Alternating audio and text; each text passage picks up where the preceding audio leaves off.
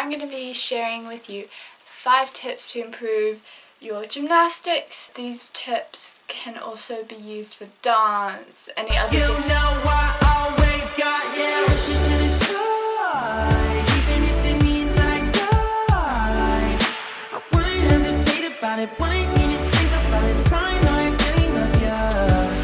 Hello everybody, I'm Casey, and in today's video I'm going to be sharing with you 5 tips to improve your gymnastics. And I'm a rhythmic gymnast, but these tips can also be used for dance, any other discipline of gymnastics, and probably chair. And although examples are going to be more directly about rhythmic gymnastics because I'm a rhythmic gymnast and I don't necessarily know about all of these other sports enough to do this, but I'm pretty sure most of these tips can be used in other sports and disciplines as well. So without further ado, let's just get started. My first tip is to write down feedback, and more specifically have a notebook just dedicated to dance, gymnastics, whatever. Here's mine. It's Harry Potter, surprise, surprise. But in here, just write down your feedback. You don't need to write down everything, but it helps you remember it so you know what to work on. If you write down the things that the big important things, also the ones that you get told over and over and over again, if you write them down you're more likely to remember them. And yeah, it's kind of up to you exactly what you write in it and what feedback you write in it, and how much of it. You don't have to do it every routine or whatever. You can be okay, every so often just write down some of your feedback so you know what you need to work on and stuff like that. It's very helpful. I will talk more about it in other tips as well, so I think it is quite important to have a notebook to write down all your feedback in. So yeah. My second tip is to film and critique yourself doing your routines, or they don't have to be your routines, just parts of your routines or just some movements. Actually, filming, you can set your phone up on something, film yourself doing it. You could ask a friend, a coach, or whatever to film it. It doesn't have to be at training or wherever you're practicing. But those are just some ideas of how you can do it. And actually watch the footage and use your notebook to write down, okay, I need to work on this, I need to work on this. Because it's one thing for your coach to see something and tell you about it, and also it's another thing for you to actually, I see that now, how do I fix it? And then you go on to fix it. So yeah, it helps you see.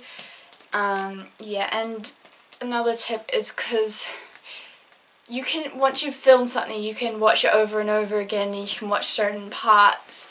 And another tip for that is to watch it one time through. Look at your feet. I need to point it more here. I need to be higher on releve here. And again, write this all down in your notebook if you want to. And so, because when a coach watches a routine, they see it once and they've got all these things, all these corrections, but when you watch it multiple times over, and first time you watch it, you watch your feet, the second time you make sure your elbows are straight, the next time you look at how you're doing moves and if you're executing them properly, and so on, then you can see all those little things and you can pick up where you actually need to work on things, and all the little things, and those little things add up, lots of points. So that is a good idea as well. The next tip is to have a story for your routines. So this helps you build character and your artistry, because it's one thing to have a routine and have character moves and build your artistry, but if you have a story, you know exactly what you're supposed to be portraying, exactly what you're supposed to, what message or what you want the audience to pick up from your routine. So a story is a good way to do that because you know exactly what emotions you need to be using and all that stuff. So I suggest once you've learnt your routines and you know the music and you know them kind of well, to write a story on your routines so that you can better portray the character and your artistry will improve, hence getting you less artistry deductions for rhythmic gymnasts. I don't know about like completely about other sports, but yeah. And it needs to be one that obviously matches the routine. So if you have happy, cheerful, bright, bouncy music, you're not gonna have like a story about a zombie apocalypse. Or if you have a very sad, like lyrical routine, which is really sad music and stuff, you're not gonna have a story about finding hidden treasure. So it needs to like match the music, match the moves. It's good to match like certain things to certain moves almost. Like you're like, at this point I'm doing this series of movements, this is kind of like blah blah blah. They don't need to be long detailed story. Like 3 sentences is good. So I've actually gone and found the stories that I wrote for my routines last year, at the start of last year. And I'm going to share those with you because I have comp videos from last year so I can kind of show that a bit. So I'll read you some of the stories. So for my freehand it says, I'm being chased down by creatures that are trying to control my mind. That's because like my music for freehand was like, it was the song Zombie. It was like staying like in my head a lot and it was about zombies, so yeah. And it says, I'm running looking for somewhere safe to hide.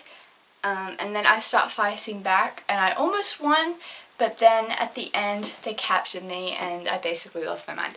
So yeah, that's my freehand routine. It suits it very well. As I said, it's zombie. My like music was about zombies and stuff like that, so it matched pretty well. My hoop routine is, there's a war going on and I was right in the middle of it, and then I'm desperately trying to get myself out and find some peace. In the end I found my safe place and peace. This one is because my music is, it's quite, I don't want to say dark, but it's like, and it builds up and builds up and it gets really intense in the middle, and then at the end it just goes kind of just like intensity, boom, and it just has the like peaceful like kind of drifty ending, which is like suits my story. So yeah. Okay, and my club's routine, this is the last one. I go on an adventure to try and find the world's lost treasure. I hunt everywhere, excited to find it. Others try to get it, so we all like rush to try and find it. And everyone wants to get there first, and then in the end I find it. This is where like I was talking about movements, like at the end of my routine I'll obviously show videos. I did a fish flop and then I went up, like I was like holding the treasure, like oh, I found it, and stuff like that. And so like that music was really like, it was kind of Celtic. It was that music from Tangled that went viral on TikTok afterwards. it wasn't like viral before I had the routine, but like after, like I think it's like Kingdom Dance or something. It's like, I want to say Celtic-y, like kind of Celtic or something, I don't know. But yeah, it was like upbeat and like exciting and stuff like that. So yeah, I feel like that one's really, that this to have a story is really good because then you can like show your artistry and build a character and you know exactly what you're trying to portray. My fourth tip is to work on segments of routines rather than just individual moves. So what I mean by this is, like, for example, if you have a balance, I would suggest obviously do it like by itself, practice your balances, but also a lot of the time this helps with fluidity. Do the move before it, going into it, and the move after it, going out of it. It just helps with making your routine more fluid so you can get those connections. And then practice, split your routines into segments, have this part and this part and this part and this part. You don't have to split the whole routine, but be like, okay, every like difficulty, so all those segments, so it's like more fluid, and so also you use the momentum of like how you end in positions and stuff like that. It's kind of hard to explain, but I recommend doing that a lot. Obviously do your moves individually, like to practice them, but it helps a lot to do the move into it and do the move out of it a lot as well. And with that also practice the first couple moves of your routine over and over again. I find this helps because if you start your routine off with a mistake, you're already in you might get into a bad not bad headspace, but you started it bad, you might continue going bad. But if you had a really good start, then that helps to continue that on for the rest of your routine. I found this really helpful last year with clubs. So yeah, because once that first move is done, you're like, oh, I'm having a bad routine, and then you'll mess up and mess up and mess up. So yeah, that's a real helpful tip there. The next tip is, if you have any moves you're struggling with or you're trying to practice, break it down into smaller parts. This might be, say you're trying to, I had examples but I forgot them. Okay, say you're trying to learn an AD. I'm just trying to think of one that I have videos of. I think I have one where you roll it down your arm with a hoop and your back, and you catch it behind your back and a forwards roll, for example. If you're struggling with that, practice the roll over and over again until you've got that solid. Then put the hoop down, just put it away. And practice the forwards roll, not just a normal forwards roll. Pretend that you rolled the hoop, pretend that you've caught it, just go into it how you would with the hoop, and then add the hoop, and stuff like that. That will help. Or if you're trying to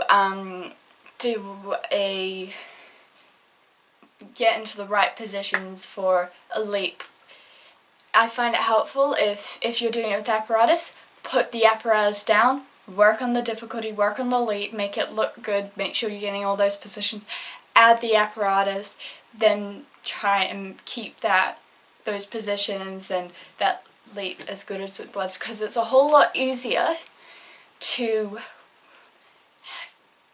harder to worry about doing something right and having the apparatus as well. And if it's the handling you're struggling with, practice the handling, practice it without the apparatus, and then do it with the apparatus and try to put it all together. That's a whole lot easier, and it's easier to practice it, and it'll improve faster. So yeah, I use this a lot. If I'm struggling with my pivot, I'm not getting into the right position, the apparatus kind of, not distracts, but it adds more to think about, so put that down, practice it without the apparatus, make sure I'm getting into that position before I worry about that and with the apparatus at the same time. That helps a lot, and I do that quite a lot actually, so yeah. Anyway, that's all my tips for today, so if you enjoyed this video, please give a big thumbs up and subscribe if you haven't already. And with that, I'll see you in the next video. Bye!